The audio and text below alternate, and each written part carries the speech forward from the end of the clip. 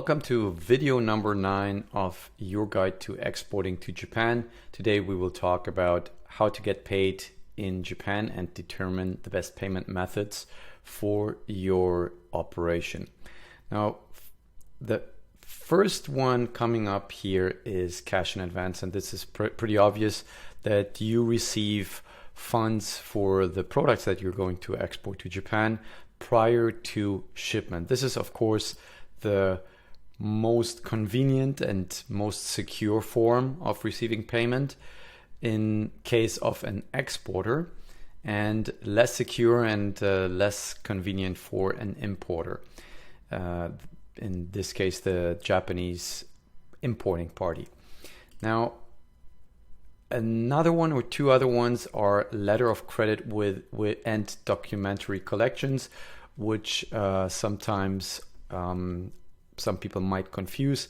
A letter of credit is something that an importer, so your Japanese counterparty, would request, and they would make a payment, and your bank with a letter of credit, or the exporter bank, would be also responsible for the payment that has been made in case the products are not received as agreed.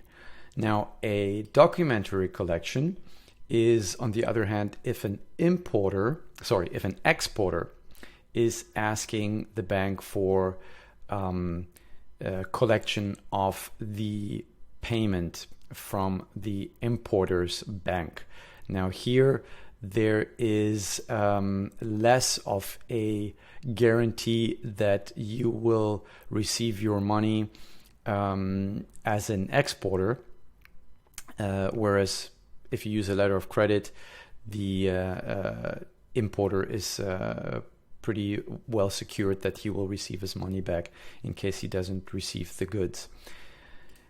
An open account is a case which is also pretty common in Japan, is where you ship the goods without receiving the money and agree on payment terms of 30 days, 60 days, 90 days after shipment. In Japan, you have to be used to the fact that many companies, especially if they deal with bigger companies, they give very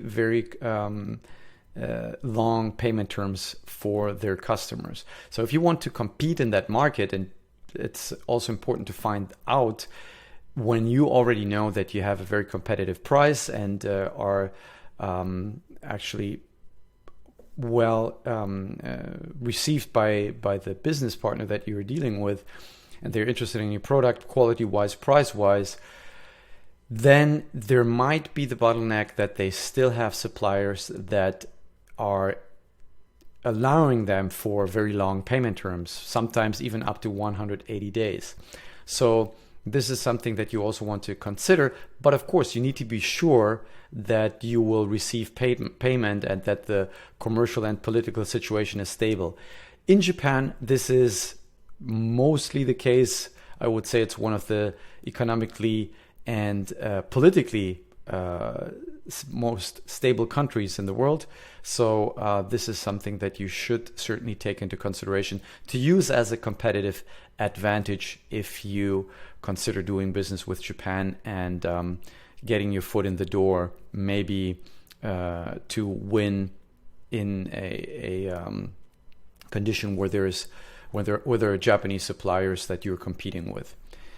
Now, if you want to make sure that your buyer or your importer or whoever you're selling your goods to is financially stable, you can use this Duns and Bar business directory to look up if there is a record. So let's say, for example, Toyota.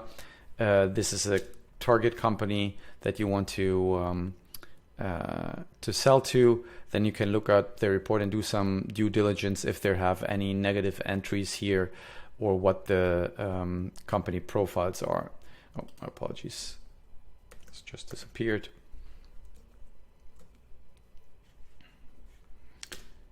So this is where you can look for options on how to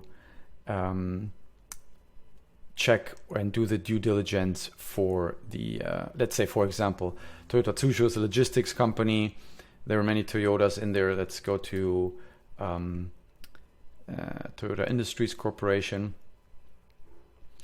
And there you can look more in detail what the company profile is, look into their credit reports and into financial statements and so on. And this, if you do business with other companies, partially you can get a free trial, but I recommend signing up for this, since it gives you very valuable insights on the different business partners that you're working with, and it's very valuable to do the due diligence.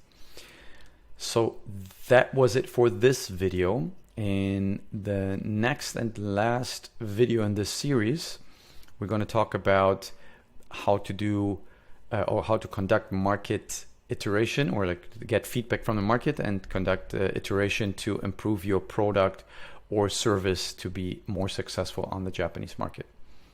Let me know if you have any questions in the comments below, and see you all next time.